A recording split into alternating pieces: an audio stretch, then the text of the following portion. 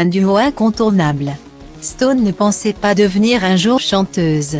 Mais en 1971, Chardin, son mari, lui propose de poser sa voix sur un titre qu'il a écrit en imaginant qu'il ne rencontrerait jamais son public, L'Aventura.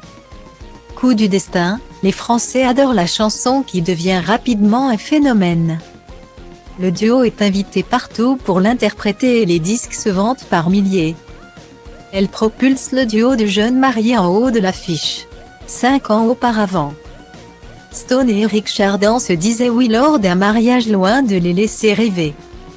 La mère d'Eric ne voyait pas d'un bon œil ce mariage, car elle voulait qu'il s'accomplisse à sa manière. Et surtout pas dans un milieu artistique. Elle avait de grandes ambitions pour lui et ne goûtait guère les saltimbanques. Il était son fils unique et subissait le poids de la possessivité de sa mère. Elle est partie en pleine cérémonie, a détaillé Stone, dans les colonnes de France Dimanche. En mai 2022. De son côté, Chardin n'a pas vraiment été dans l'humeur de l'Aventura lors de sa nuit de noces, il s'est enfermé dans la salle de bain. Notre nuit de noces fut catastrophique.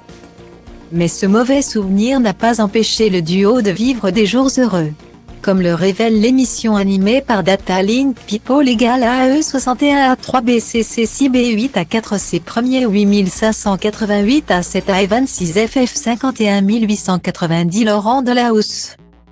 Archives secrètes, diffusées sur France 3 vendredi 7 octobre 2022, Stone et Chardin ont vécu de belles années. Et l'amour qui les unissait n'est pas étranger à leur succès musical. C'est en effet cet amour qui a inspiré la chanson L'Aventura. Le couple attire la sympathie du public qui plébiscite sa chanson. 60 000 exemplaires du disque se vendent chaque jour, a assuré Laurent Delahousse. Stone s'est remémoré, petit à petit, c'est devenu un délire. On était nous-mêmes totalement dépassés par les événements. On n'avait pas prévu ça.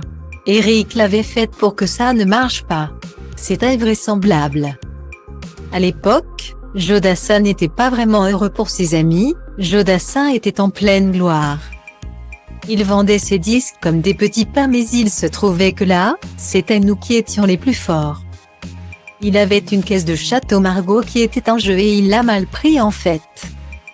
Il n'a pas honoré son pari, a confié Stone.